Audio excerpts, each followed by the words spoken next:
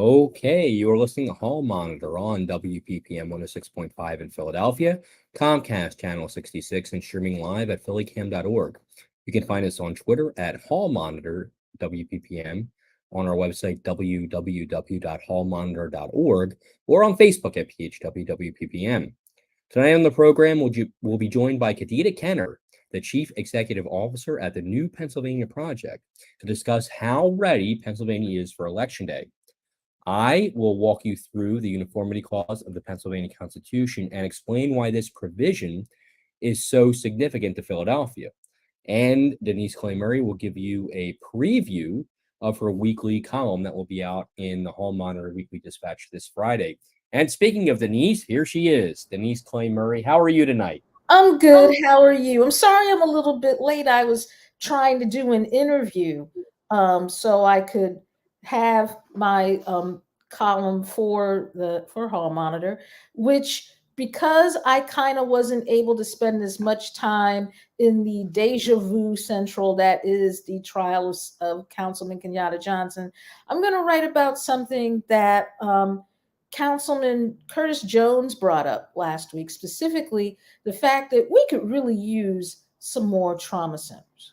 Yeah, absolutely. So we'll look forward to hearing about that in the second half of the program. But we are going to lead off with our interview with Kadita Kenner.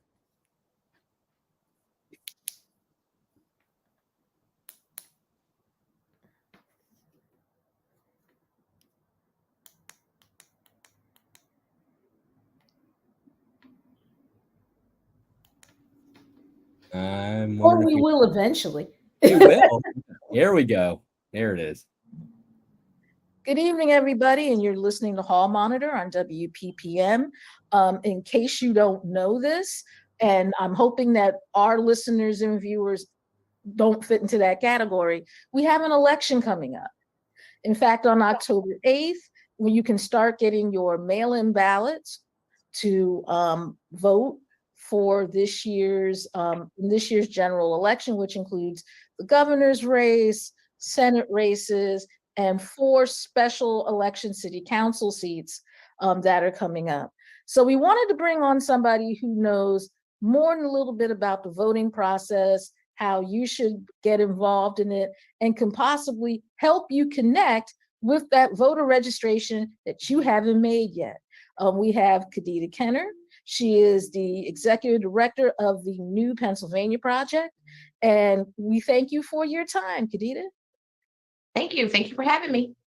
So I guess my first question for you is, as somebody who pays attention to voter registration and voting rights and things like that here in the Commonwealth, what are you seeing as we approach the November elections? It's been raining here in the local area for the last several days, which has caused me a little anxiety, because when I see the rain, I think about what possibly could happen on November 8th if it rains on that day, and how that could impact voter turnout. So it has only strengthened my resolve right now to make sure that we are engaging every single person who is unregistered to vote in this moment, getting them registered to vote, engaging those who are infrequent voters, those who may have given up on the political process, maybe cast a ballot in 2008 for the first Black president and haven't cast another one since. And I think about those folks, and I think about how do we get them to the polls to cast a ballot in whatever weather it may be, in the current climate that we're in here, not only in the Commonwealth, but across the country. And so we know we need record turnout in this 2022 election if we are going to see changes, positive changes made in our lives, in our daily lives. So I'm concerned about voter turnout. As much as I've been concerned as a voting rights organization that does primarily a work around voter registration, concerned about the fact that there are 1.7 million Pennsylvanians who are eligible to vote and not registered in this moment. So I have a little anxiety in this moment. I'm hoping that we get the turnout that we need to make sure that we can get our lives changed for the better. Now, so much has changed in terms of what you can do and what you can't do in terms of registering voters. Most notably, in 2008, you had, I guess, what we'll call the Acorn scandal, which really shouldn't have been a scandal. And a lot of nonprofits like yours that go around registering people to vote, there's things that you all have had to do to negotiate some of these changes in voter registration law. How have you managed to do that? And in terms of places around the nation with these restrictions, where does Pennsylvania fall? Is it heavily restricted? Is it lightly restricted? Is it not restricted at all?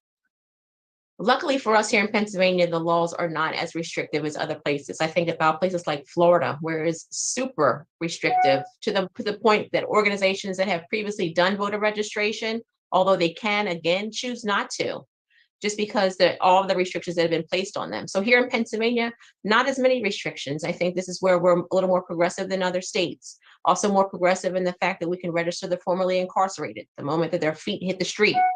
So I think here in Pennsylvania, we have an opportunity to get folks registered to vote. And I think for organizations like ours, which is, really new, right? We're only a little over 1 year old as an organization. We take a lot of pride in the registration work that we're doing.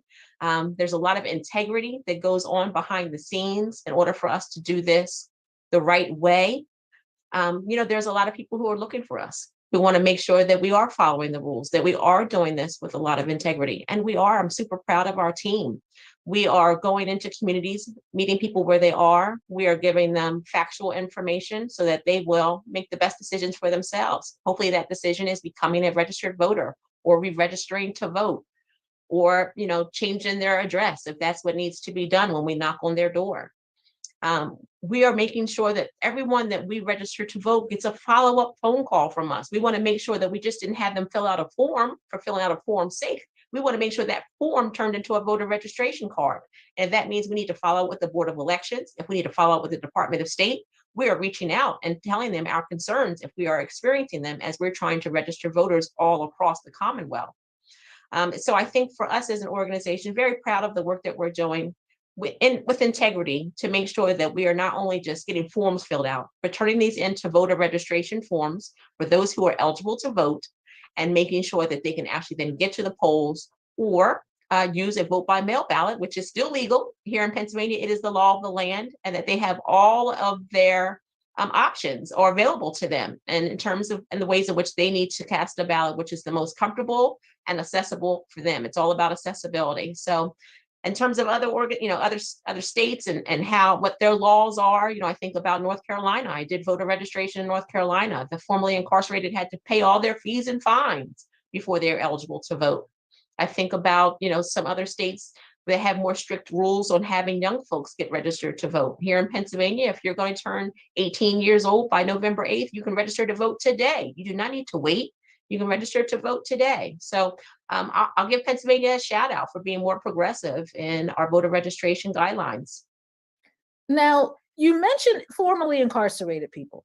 And I remember a couple of years ago in Florida, they had a referendum where the populace voted to allow formerly incarcerated people to have their right to vote restored without having to go through the governor and all the other stuff that they have to go through now in order to do it. And basically, the state has chosen to ignore the will of the people on this. In terms of Pennsylvania, and I think this is important for us to kind of make sure that people understand, if you are not convicted of a crime, if you are in jail and you are waiting for bail and you can actually vote unless you are convicted of a crime. Is that correct? Absolutely. That is actual factual information, right? So if you have not been convicted of a crime, you are eligible to vote. You have the franchise. You are not disenfranchised. Not only that, but some folks who are incarcerated for misdemeanors also have the ability to vote. And so it's really important that we get that message out there. I think that disinformation or misinformation that reaches the formerly incarcerated carries over. It used to be a time in Pennsylvania where you had to wait several years before you could join the electorate after being released. That has passed. That's been passed for many years. And there is disinformation, misinformation that is reaching the formerly incarcerated community that makes them believe that they are not eligible to vote. And those who are currently incarcerated waiting for determination about their case are still eligible to vote. And so I think that's so important that people that are listening today hear that. I can't tell you how many times we have registered someone who's formerly incarcerated who thought they couldn't vote. And when we show them the back of the voter registration form that lays out exactly what their rights are in terms of registering to vote here in the Commonwealth, they're so excited and they're grateful that they're getting the accurate information. And it's a great day, and we celebrate with them when we get them registered to vote. Now, we have an election coming up. October 24th is the last day you can register to vote in Pennsylvania. But we have an election coming up, and in Philadelphia in particular, because we have a whole bunch of people that are starting the mayor's race now. There are 4 special elections that we're going to be having for council seats. Now, there is some concern that because these 4 races have been added, that it might be hard for Pennsylvanians to get their mail-in ballot on time. What are you hearing about this? And do you think that's going to have an impact? These races being added on, is that going to have an impact on whether or not people will be able to get their ballot on time? So I think there's a few ways in which this will impact our voting. I think number one, I think it's going to help increase turnout in Philadelphia. So I'm in favor of that. If these special elections turn out by 1%, 2%, or a 0.5% point, and those who turn out, I'm all for it to get more people engaged. And so those who are running for a special election get to talk to their neighbors about them running for office and wanting them to turn out to vote and then vote all the way up and down the ballot. I'm for that. I think that in Philadelphia, has been success in the vote by mail. People utilizing that, especially when you're someone working 2 and 3 shift jobs and you just do not have time on a Tuesday to get to the polls. I think vote by mail has been very successful for those folks. I think it will continue to be successful. I think that people have until November 1st to request a vote by mail ballot and get that sent to them and returned to either the Board of Elections or through the mail so that it reaches the Board of Elections by Election Day on November 8th. So I'm not so concerned. I think that Philadelphia and the commission will get everything, the Board of Elections will get everything they need to do to get that together so that if those who would like to cast their vote by mail ballot will have availability to do that. What's more concerning is if you're going to take out the drop box locations or make it less accessible for someone to actually drop off their vote by mail ballots. That's always the concern, not just in Philadelphia, but in other counties here across the Commonwealth. So, we're always going to talk about accessibility of the ballot, making sure that those who experience the most barriers in front of them on election day can actually cast a ballot. So I can't say that I'm too concerned about that in this moment. I'm gonna have trust in the system and trust in our Department of State, trust in our Board of Elections and our commissioners to make sure that they are not disenfranchising anybody and making it more difficult to access the ballot. I think if anything, it's going to be good for turnout. And that's what we need to see right now in Philadelphia. We need people to come out. So as we know, Philadelphians, the primary election is usually their election. And what reason do you really have to come out in the general election if, you cast a ballot in the primary and you have your ballot set for where you want it? But I think in this time to have that special election on the ballot could increase turnout. And I think that's a good thing. Now, my last question for you. One of the last times I saw you, you were at a gathering at Mother Bethel AME Church regarding Larry Krasner, the current district attorney, and the impeachment effort that's going on against him here in the Commonwealth about saying that he is, kind of like not done his job because of the violence issues here in Philadelphia. But you talked about that as a voting rights issue. Can you elaborate a little bit on that? Yeah, I absolutely see that as a voting rights issue. Philadelphians, they cast a ballot for him 2 times. And he is duly elected DA of Philadelphia in 2 elections. And I think that if you have outside folks from Jefferson County, Elk County, Center County, who have, no skin in the game here about what's happening in Philadelphia, they should remain out of what's happening in Philadelphia. I think that this is a disenfranchisement issue. You have a lot of Black and brown folks who cast a ballot for Larry Krasner. And so for leaders in the state legislature from outside of Philadelphia to come in and try to disrupt the duly elected DA, and the votes that were cast by Black and brown folks reeks of disenfranchisement to me. And I think this is all part of voter suppression. I think that when you throw the shenanigans, the political shenanigans into this, this gives more people the reason to say, this is why I stay out of politics. This is why I don't vote. This is why I haven't voted since 2008. This is why I haven't voted since 1974, right? You have people who stay out of the electorate for various reasons such as this. They do not see the political system working the way it is supposed to. And I think that is what is going to lead to more suppression of votes, of people who just say, you know what, I'm just not going to do this. Or the disenfranchisement, those who say, oh, my vote doesn't count. What's going to be is going to be. That is what we hear at the doors. People don't believe, necessarily, they know that their vote counts in terms of it's being a free and fair election, that it's counting that way. But they just don't see that their vote counts because what is going to happen is going to happen according to them and what they've seen. And that's exactly how I view this Larry Krasner situation. He was duly elected twice by Philadelphians who put him in that position. And we have outside counties and elected officials coming into Philadelphia, disrupting the Black and brown folks who cast their ballots. We all have the right to cast our ballot, and that is what was done in Philadelphia. I think it's unfortunate, and I think that this is exactly what causes people to be disenfranchised functionally from the system. They just don't think that their voices are being heard, that their vote matters, and what will be will be. But what happened in Philadelphia is that Pennsylvanians voted to vote Larry Krasner in twice. Okay. Well, thank you. And I'm going to turn this over to Larry McGlynn. You're still listening to Hall Monitor and WPPM. Go ahead, Larry. Thank you, Denise. And Ms. Kenner, thank you so much for being with us. I can't believe it's been a year already, because we had you on the show, I think the first week you launched. And I feel like I see New Pennsylvania Project everywhere. So it's great to see, and thank you again for being with us. One of the things I'd like to talk about, shifting gears a little bit, part of MPP's mission is economic justice.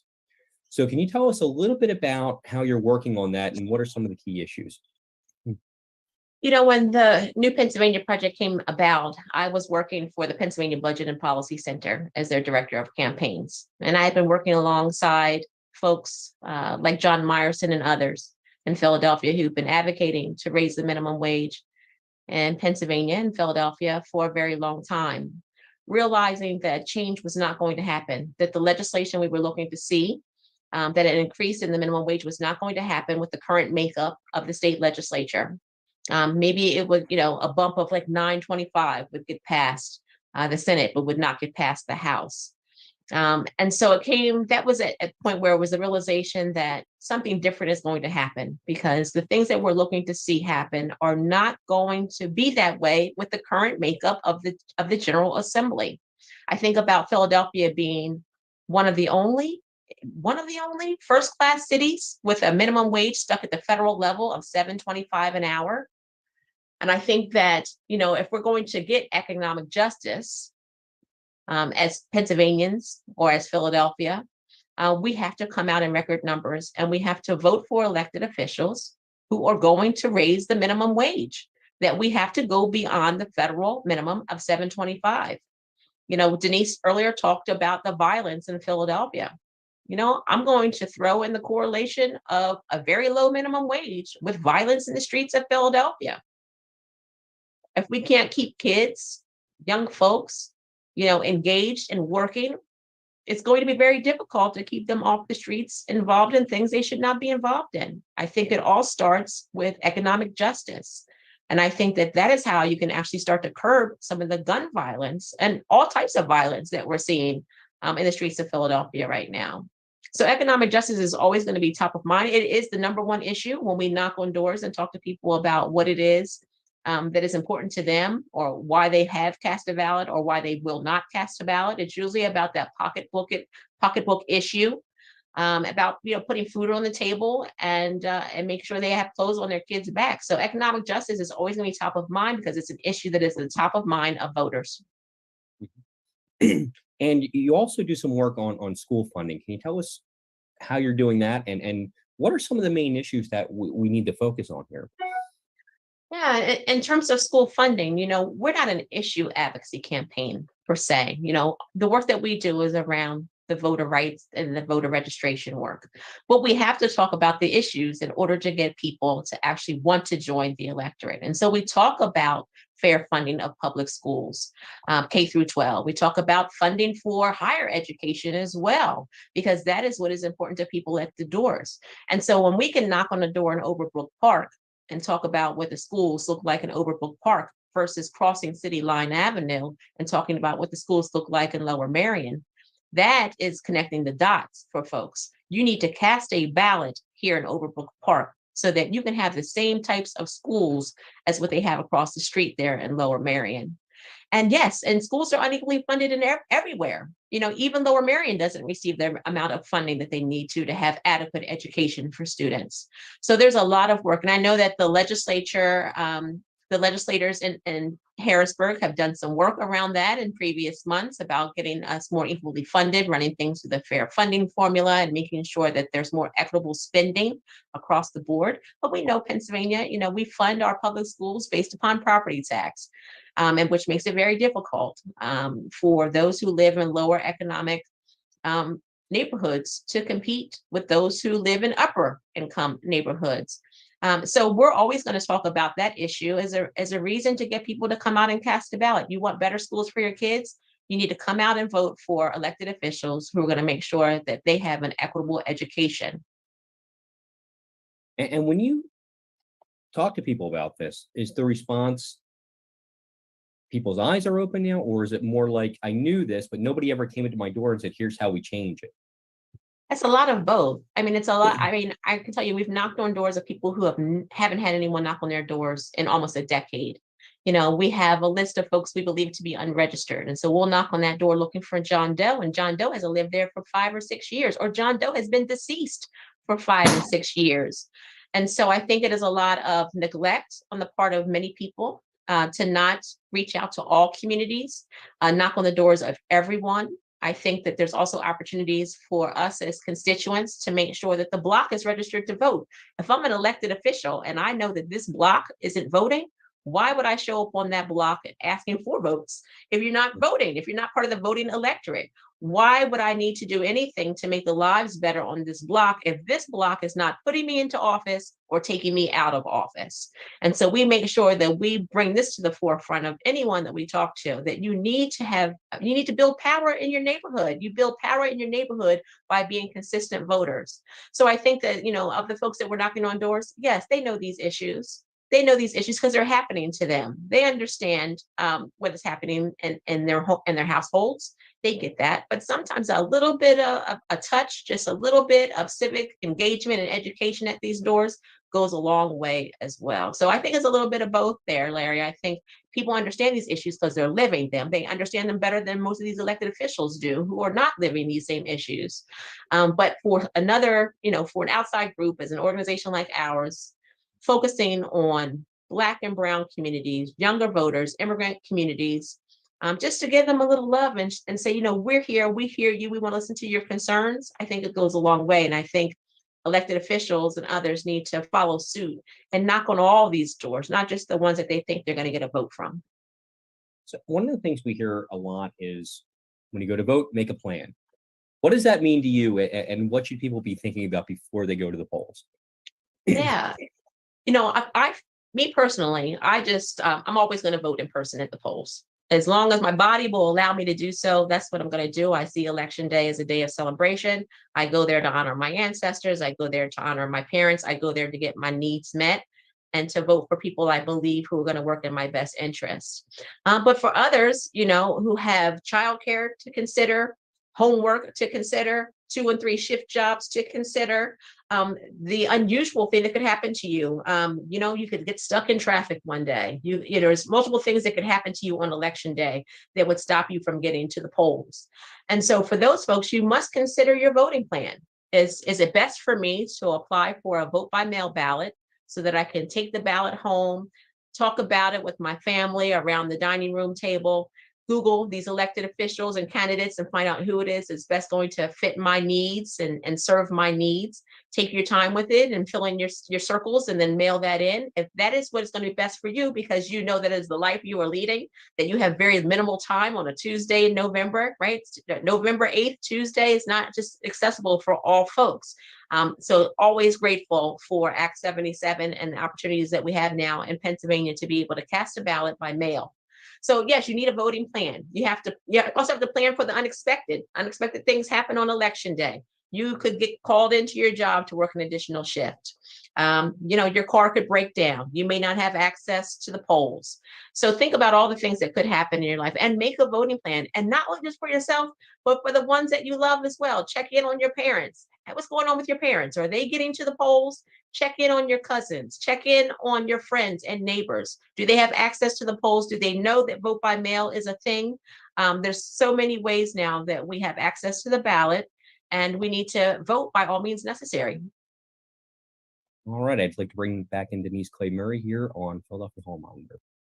Yes, and thank you again for sharing some of your time with us, Kadita. I guess my final question for you is, say you have 30 seconds that you've gotten as a donation from somebody to go and say, okay, we're going to give you 30 seconds to do a commercial to tell people why they should make sure that they are registered to vote in Pennsylvania by October 24th. What would that commercial look like? What would you say? Here's my 30-second elevator pitch. Mm-hmm. There's a lot at stake in this upcoming election. 2022 is probably the most pivotal election of our lives. We have access to abortion is on the ballot. Voting rights is on the ballot. Economic justice is on the ballot. And so if you would like to see your lives change for the better, if you would like to have elected officials in office who are going to work for you and your concerns and the concerns of your family, you must come out and cast a ballot. You must come out and have your voices heard so that you can get your needs met. There's never going to be a problem with you casting a ballot, right? You're going to be able to cast a ballot, and that's not going to be a bad thing. What can be a bad thing is that you don't cast a ballot. You want to wake up on November 9th and know that you did everything you possibly could to bring change to the lives of yourself and your family. So we ask that you cast a ballot to make sure your needs get met, make sure your voice is heard, and that you build power in your communities. Well, thank you, Kadita. And I guess I actually have one more question, because you and I met when we were both journalism students at Temple University. And you started out as a journalist. What has what you learned as a journalist done in terms of what you do now? How has that helped you with this? So proud graduate of Temple Journalism School. And I've been able to utilize the skills that I learned as a journalist in the work that I do, because as a journalist, we listen to people, right? We listen to people, and then, we gather stories, and that's a lot of what we're doing right now. We are gathering stories of people here in Pennsylvania who have remained out of the electorate or refused to join the electorate for various reasons, and collecting these stories and hearing from people and being able to talk to folks on a level in which they understand has been very helpful in the work that I'm currently doing. I even think that the work that I did in working in retail and in restaurant management has been beneficial to the work that I'm doing right now. This is customer service that we are doing. We are trying to make sure people understand the benefits and features of voting in every single election. And so we're able to give that information out to the broad electorate here and make sure they understand how important it is, and not only for themselves, but for the lives of those they love. I'm sure there's many people who have those who are eligible to vote here in the Commonwealth. They live here on various status, and they don't have access to the polls the way that you do. And you need to vote for their rights and their freedoms here while they live in this country as well. So I think that the journalism background has been very helpful in helping to collect stories and just listen to what people have to say, and then disseminate the information and give the accurate information. Long live the free press. And thank you, Denise and Larry, for everything that you are doing. Well, thank you. And that's Kadita Kenner. She is the executive director of the New Pennsylvania Project. can we get your website so if people want to go to it, they can? Sure, newpaproject.org. And we are hiring. So if you know anyone who's looking to do this work, let them know we are hiring people a living wage, paying 100% of your medical, dental, and vision. We need more people to join us in this fight to increase the amount of voters that we have in Pennsylvania. We have to expand the electorate if we are going to expand democracy. Thank you so much. And you have the website address. If you need a job, you want to help our democracy out, there you go. Thank you so much, Kadita Kenner, Executive Director of the New Pennsylvania Project. And we'll be back with more of Hall Monitor in a moment. All right, you're listening to Hall Monitor on WPPM 106.5 in Philadelphia, Comcast Channel 66, and streaming live at phillycam.org. You can find us on Twitter at Hall Monitor WPPM, on our website www.hallmonitor.org, or on Facebook at PHWWPPM. So we'd like to thank Kadita Kenner for being with us. I think it's her third time on the show, and I always enjoy speaking with her, and I think it's always important. And it's especially important now, especially in light of a story that I read shortly before we came on, where you have, because not everybody is on the same page in terms of mail-in ballots and drop boxes and stuff like that. There are going to be some, wrinkles in terms of how Pennsylvanians vote this time around. So I'm glad that we were able to have her on to talk about the voting process and why it's important and why you really need to take advantage of the fact that on October 24th, that's the last day to register. So that way you can, register to vote. And personally, if you don't think that you're going to be able to make it to a physical polling place this time around, this election, in this general election, get your mail-in ballot, fill it out, take it to your nearest drop box in Philadelphia. If you don't want to look around your neighborhood or ask, 11 billion people in your neighborhood where the drop box is, come to City Hall. It's right by the Cato statue. You can't miss it. Yeah. In fact, if you've never checked out the Cato statue, there's your opportunity. And, if you don't vote, you're basically voting for the person you don't want, because you're just throwing your arms up and that's that. Before we move on, Denise, I do want to talk a little bit about the state of the races on the top of the ballot. The gubernatorial race and the Senate race. Right. The gubernatorial race, for all intents and purposes, it is not, it's competitive because one bet I have never lost ever in life is I bet the American people are going to go into a voting booth and do something totally ridiculous. Doug Mastriano, whether people want to admit it or not, has a chance.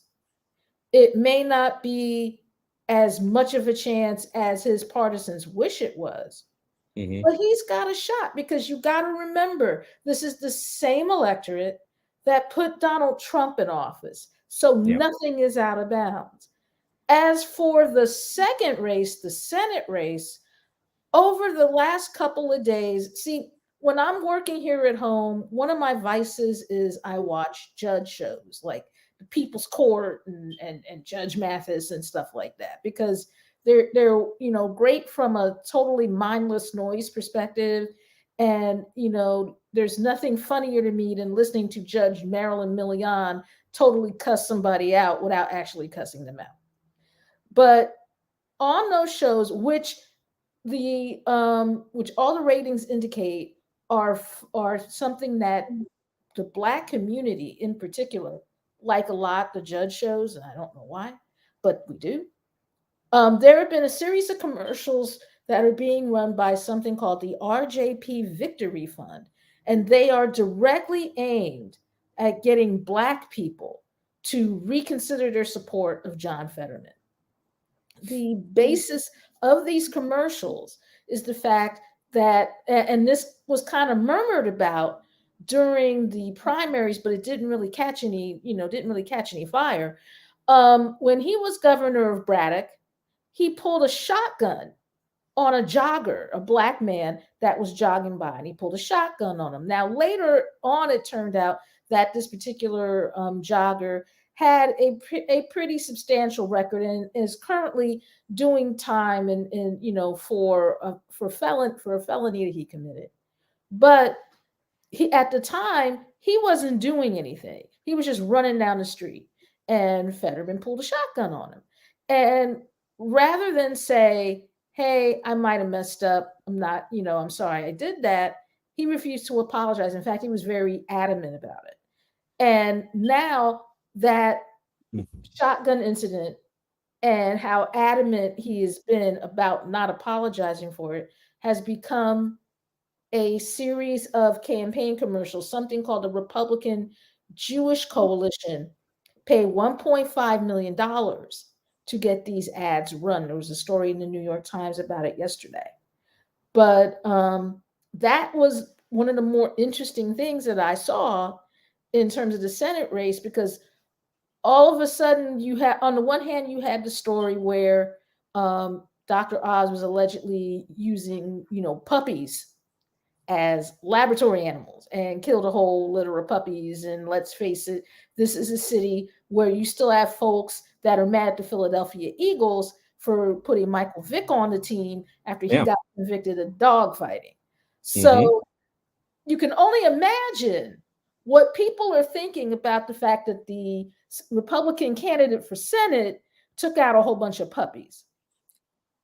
And I because of that and that alone, I think that race is over now.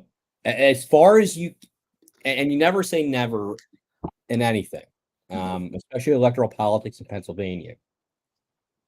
But if there's one thing that Dr. Oz couldn't get away with, it's that. Nope. I just think that's anybody who was considering him, who may have still been on the fence, is gone now. They're not going to vote for him. And I think there's probably even a handful of Dr. Oz partisans who are saying, oh my God, I can't believe he did that. They got past all the other things. But that's just something you cannot do in politics. But that's despite that. the fact that you can't do it, Oz is still trying to make it work. The latest thing that I saw, and unfortunately, because I spend far too much time on Twitter than any human ought to be, I end up coming across this stuff. Oz has sent a letter, he's made it public, demanding that John Fetterman confirm that he is not on the heart transplant list. Yeah. He's still, he's still trying to milk the whole stroke thing. And I'm like, well, first of all, for you, I know it's been a while since you've been an actual doctor, but I would think that you would remember that, this is a violation of HIPAA law. You are asking for this man's. In fact, let me just read it over a little bit. It says, yesterday on KDKA radio, John Fetterman swore up and down he's not on the heart transplant list. If he's willing to tell a journalist that he doesn't need a heart transplant on the record, what is the big deal about making his medical records public to back that up? Fetterman already hid the fact that he had had atrial fibrillation when he ran for lieutenant governor throughout the Democratic primary for Senate. So how can we take his word now? The Pittsburgh Post-Gazette called on both candidates to release their medical records years ago. Oz released his. Why hasn't Fetterman? It's bizarre and strange he hasn't done it yet. What is John Fetterman hiding? And that comes from his communications director. But the headline right off the bat said, Fetterman should prove he's not on list for heart transplant. When did this become a political issue? It wasn't. Like it's just Oz reaching for straws at this point. And I get it, but dude, at one time you taught cardiothoracic surgery, which means you taught people how to work on other people's hearts. So you should know that there are certain pieces of information that you can demand that people make public, and certain pieces of information that are really, that if you were a doctor, a practicing doctor, and you demanded that of one of your patients, they'd have every right to sue you for malpractice. But it Yeah. has become a Yeah. campaign issue.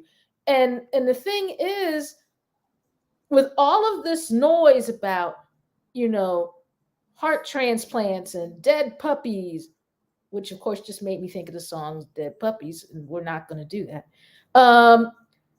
Between like dead puppies and heart transplants and all of that, no one is talking about the issues that are most important to Pennsylvanians. I'm seeing ads about abortion, which I guess is an important issue in Pennsylvania. I'm seeing ads about, like I said, puppies and heart transplants and stuff like that. But 26% of the largest city in the Commonwealth is either dealing with poverty or extreme poverty. Yeah.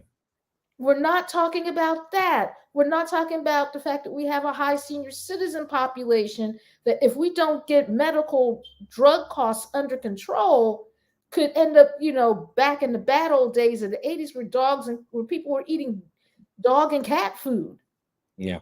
We're not talking about the issues. These two people are not talking about the issues. Instead, what started out as just a campaign of memes has just proceeded to get worse.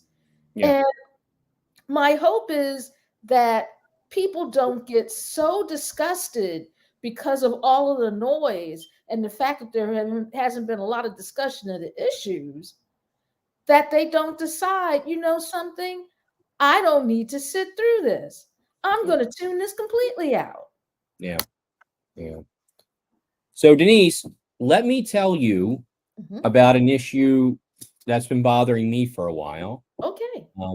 And we've talked about it on the show a few times, but now I kind of want to get into it a little more. And that is what I'm trying to open right now. Do it. There we go. There it is. I think Allison did that. Thank you, Allison. The Uniformity Clause in the Commonwealth of Pennsylvania's Constitution. What is it, and how does it affect Philadelphia? So I spoke to a couple of people who helped me out explaining, what this is, and those people are Dr. Bruce Ledowitz from Duquesne University. He is a Pennsylvania constitutional law scholar. Dr. Michael Sansis, who's been in our program before from the Temple Public Policy Lab. Excuse me. And for this interview, also Larry Eichel from Pew Charitable Trusts, who's been with us on this program multiple times and will be with us again soon. So what is the Uniformity Clause and why does this matter? So when I talked to Professor Ledowitz, he sort of gave me the background on it. The Uniformity Clause was added to the state constitution in 1870, only 150 years ago, to prevent unfair tax breaks for people. And the reason why, there was a lot of corruption at the end of the 19th century. So what they were trying to do was be able to say, like, if I'm a state legislator and you're a business person and we want to work together, I'm not going to give you a lower rate on your taxes than like your competitor or somebody else in a different field. So they didn't want to reward their friends. The actual text of the clause is all taxes shall be uniform upon the same class of subjects within the territorial limits of the authority levying the tax, and shall be levied and collected under general laws. All right, so what that basically means is we're taxing everybody the same. On one hand, if you hear that just offhand, you might say, well, okay, that's fair. That makes sense, right? Everybody gets taxed the same way. Fair. Not exactly. Why this matters in Philadelphia is because of the way we kind of have to do things here. So we've talked a lot on this program about the wage tax and the property tax. We've talked property tax a lot because of the reassessments that just happened. And we've talked wage tax because it's kind of a unique thing. Wage tax accounts for like 40% of our city budget, maybe more. And then the next biggest category is the property tax. And we split the property tax with the school district. It's a 45-55% split. They get 55%, city gets 45%. Currently, our wage tax is 3.44% of your paycheck. All right. For everybody across the board. All right. And we're going to talk about in a minute why that's such a problem. Generally, a wage tax is volatile because if the economy goes bad, you start to see jobs disappear. And now all of a sudden, people aren't paying into that wage tax. We saw that during the pandemic. We also saw that people who worked outside the city, who now weren't coming into the city, what are we doing with that? So wage taxes can be problematic. The property tax rate in Philadelphia, 1.3998%. This rate, again, unchanged, depending, it doesn't matter what your real estate is, if it's commercial or residential, applies to all real estate in the city. 45% goes to the city, 55% goes to the school district. One thing I just want to put out there, keep this in mind. The city has about $200 billion in taxable real estate, but only taxes about $150 billion. So about a quarter of our real estate isn't taxed. And we're going to talk about that on a later show. But that's like colleges, churches, things like that. And when I talked to Professor Sanchez about this, he said Philadelphia's unique in that it has both the wage tax and the property tax. And my understanding of this is that it's because we have this uniformity clause in the state constitution. So just to give you an idea, we talked about where the revenue comes from. Here's how we spend it. All right. You can see the biggest parts of our budget are staffing, the city workforce, about 30,000 people, benefits, fire department, and the police department makes up a sizable chunk. And then there's a lot of other things that go into that in terms of, fixing roads, all that kind of stuff. So what does the Uniformity Clause actually do here in Philadelphia? Well, it creates this notion of a flat tax. And I don't know if people are going to remember this. I guess it was like maybe 1996, something like that, when a guy named Steve Forbes ran for president. His number one issue was a national flat tax. And I remember, and even now, you'll have discussions with people who say, well, a flat tax might be a good idea. Well, it's not. It's not a good idea for lower income people. So a flat tax is assessed on everyone at the same rate, regardless of their ability to pay. And this is also known as a regressive tax. So you can think about like sales tax is a regressive tax, right? It just affects everyone the same way. Our federal income tax is a graduated tax or tax based on ability to pay. So if you go to the IRS website, you can look at the excuse me 1 second, I'm going to cough again. The different brackets for taxes. And they are based on income. So if you earn $0 to $9,000, it's 0.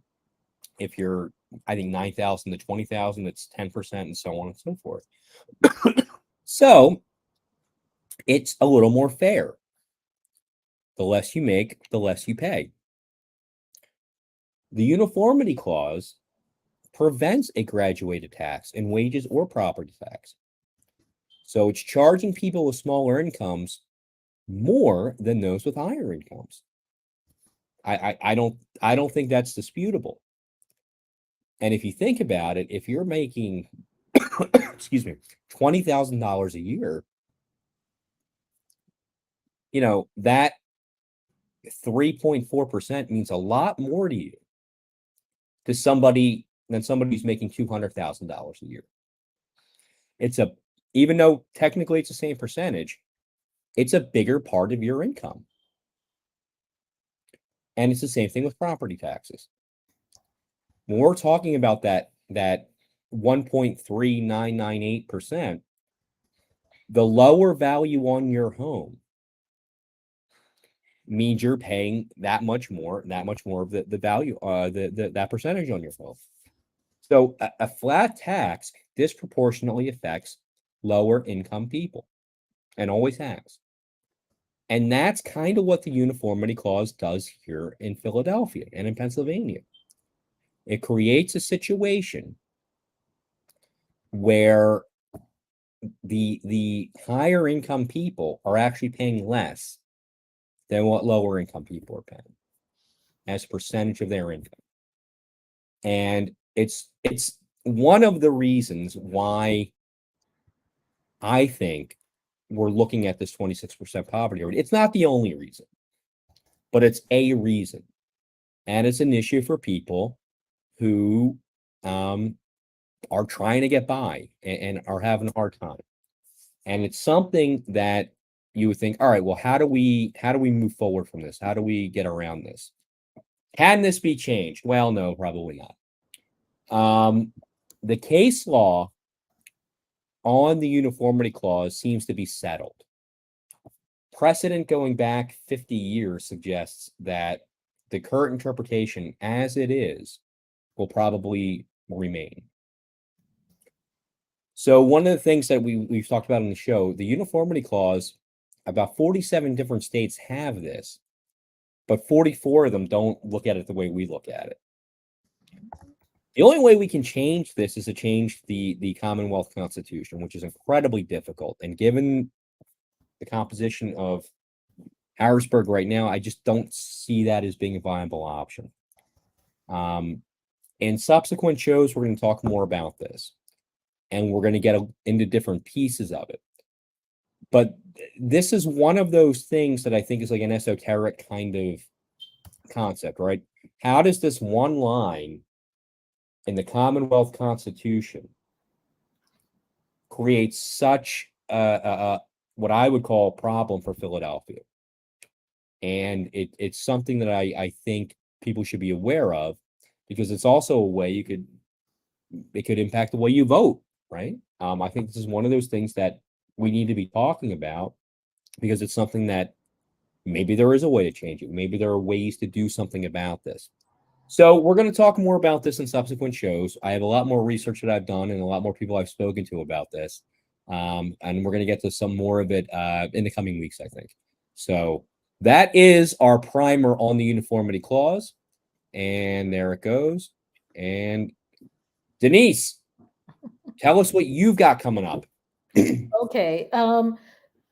As I said a little earlier in the show, this week, last week, I had intended to write about the number of trauma centers we don't have in the city of Philadelphia. If you live somewhere like Roxborough or on City Avenue or somewhere like that, and how the city's rate of gun violence may be, causing council to look at that a little bit more closely. That was what I intended to write in our newsletter column last week. Unfortunately, well, maybe fortunately, I was at the opening arguments of City Councilman Kenyatta Johnson's trial.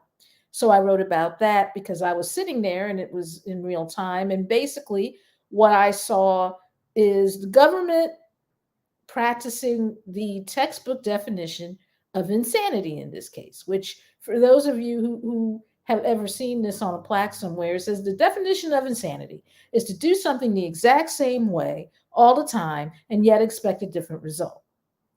Right now, at least if the opening arguments are any indication, the government has decided it is going to argue the case against City Councilman Kenyatta Johnson, his wife consultant Dawn Shavu, and two former executives from Universal Companies, Raheem Islam and Shahid Dewan, the exact same way that they argued it over the spring and that led to a mistrial back in May.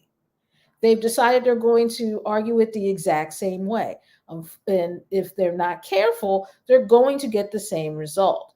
But I think that this week it's more important that Philadelphians understand that right now we need to think a little harder about where our trauma centers are, where they are not, and whether or not we need more of them, because City Council is starting to look at that. Councilman Curtis Jones introduced a piece of a resolution that's going to look into this, and that's what I'm going to write about this week. And I was surprised when Councilmember Jones brought that up last week in City Council. Not that he brought it up, but the facts. I think there are only 6 level 1 trauma centers in the entire city.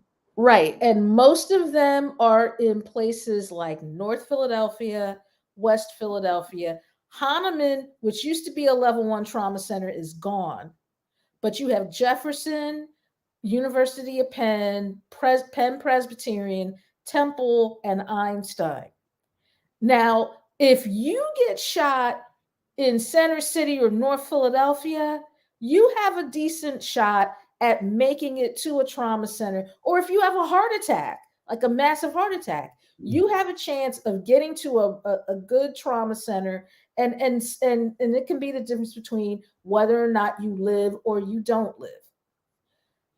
But if you're coming from somewhere like City Line Avenue or Roxborough, somewhere that does not have a trauma center but has a hospital, but that doesn't handle trauma, you could die based purely on where you had a heart attack or where you got shot or where you got into a car accident. Where your trauma occurs could be the difference between whether or not you live or die.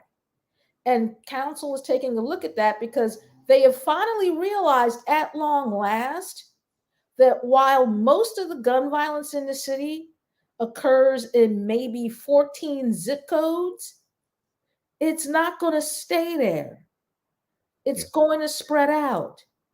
And while you could make the argument that it spread out when you had incidents on South Street and other places in Center City, you had a lot of folks in the more suburban areas of the city that didn't think that the violence would ever come to them.